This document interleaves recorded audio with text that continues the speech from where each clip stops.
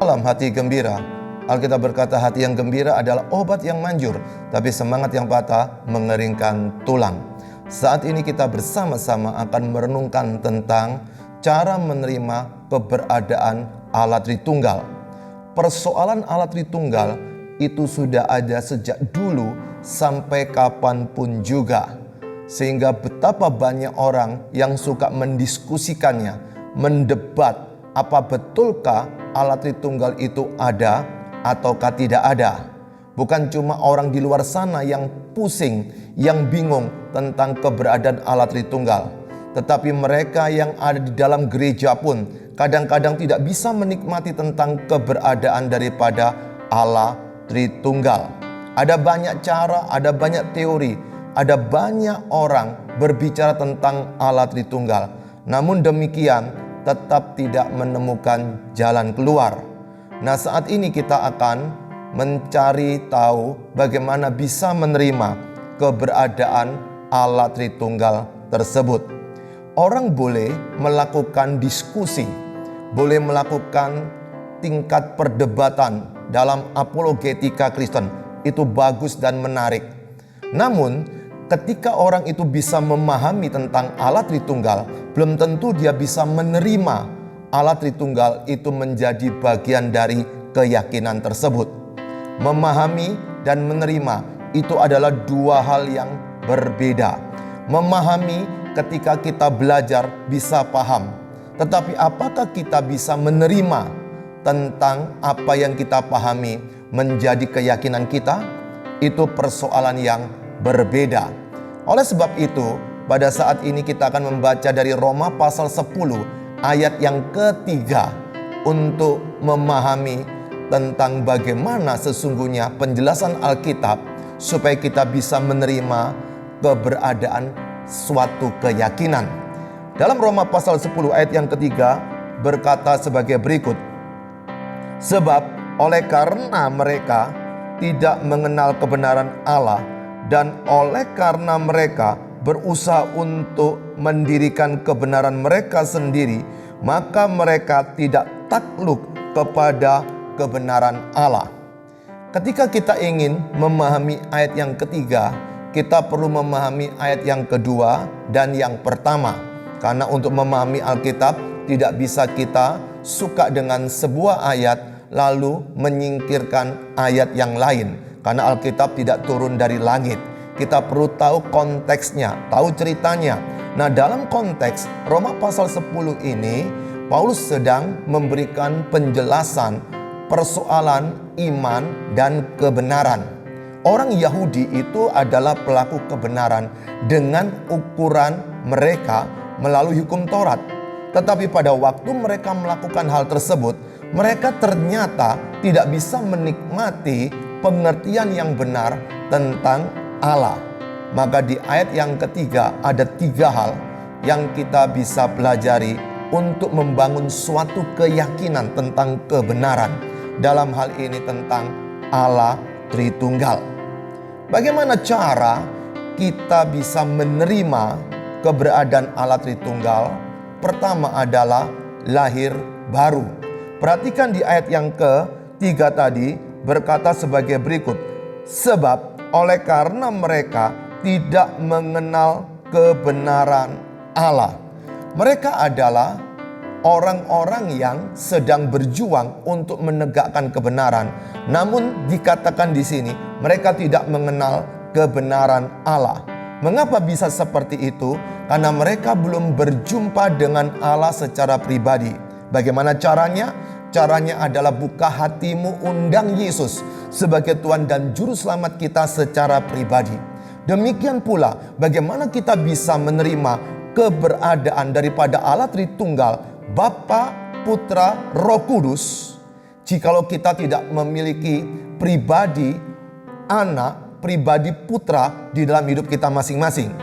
Bapa, Allah Bapa yang Maha Kuasa, bahkan orang Yahudi pun bisa menerima. Tetapi pada waktu mereka bicara tentang pribadi Yesus, apalagi dengan Roh Kudus, tidak bisa mereka menerimanya.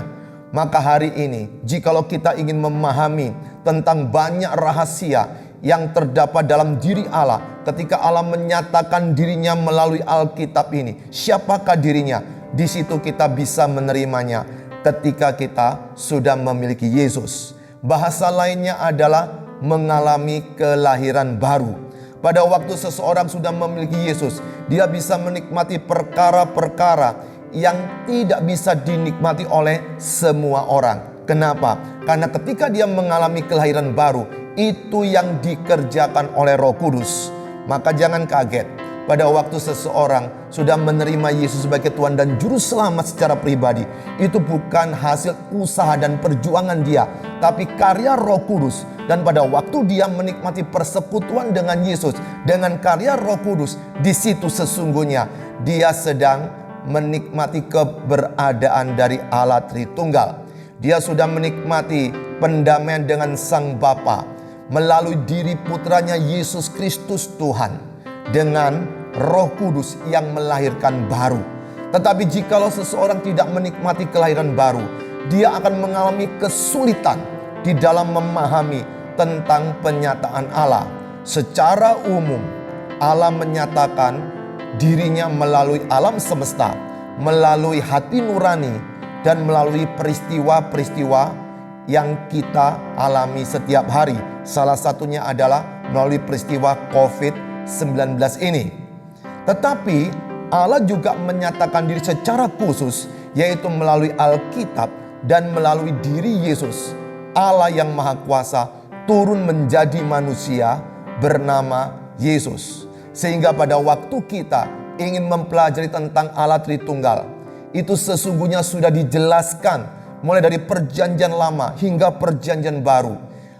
Konsep tentang Allah Tritunggal itu bukan hasil kesepakatan para bapak gereja pada abad yang keempat, tetapi sudah ada dalam Alkitab. Tetapi bagaimana memahaminya, kita perlu mengerti firman secara utuh.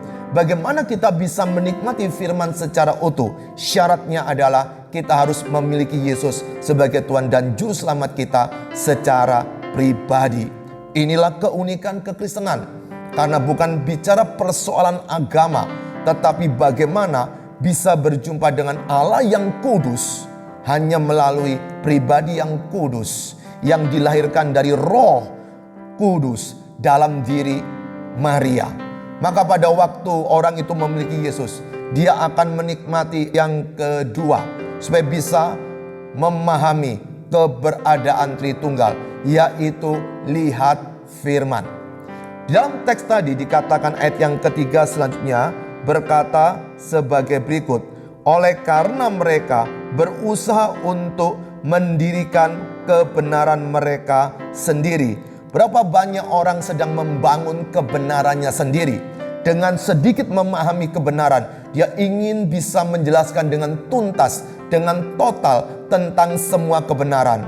Tapi ternyata tidak bisa seperti itu. Sehingga ayat ini bisa muncul.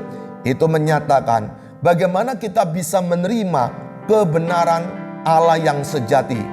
Kebenaran yang sejati hanya bisa kita lihat melalui firman. Dan khusus untuk persoalan tentang Allah Tritunggal, tidak perlu kita cari informasi di luar Alkitab.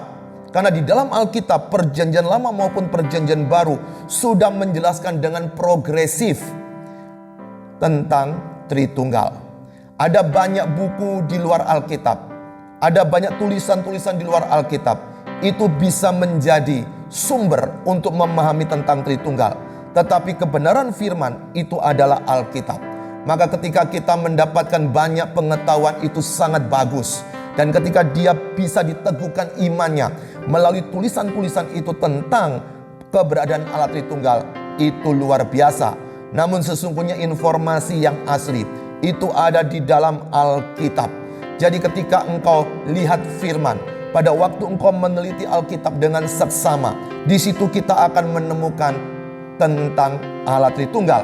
Namun tidak semua orang bisa belajar Alkitab dan menemukan jawabannya, kecuali dia sudah melakukan hal yang pertama tadi, mengalami kelahiran baru.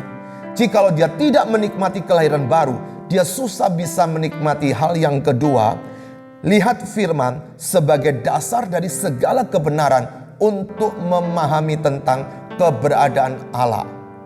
Yang ketiga, terakhir, bagaimana caranya kita bisa menerima keberadaan Allah Tritunggal, yaitu lewat iman. Jikalau seseorang sudah mengalami lahir baru, jikalau dia sudah lihat firman, tapi kadang-kadang imannya bisa goncang. Kenapa? Karena dia begitu banyak membaca buku-buku yang tersebar di seluruh dunia dengan tulisan-tulisan yang begitu hebat dari pendapat para ahli. Bahkan mereka meneliti secara historis.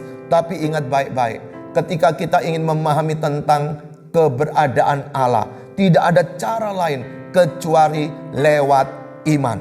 Apa artinya di situ?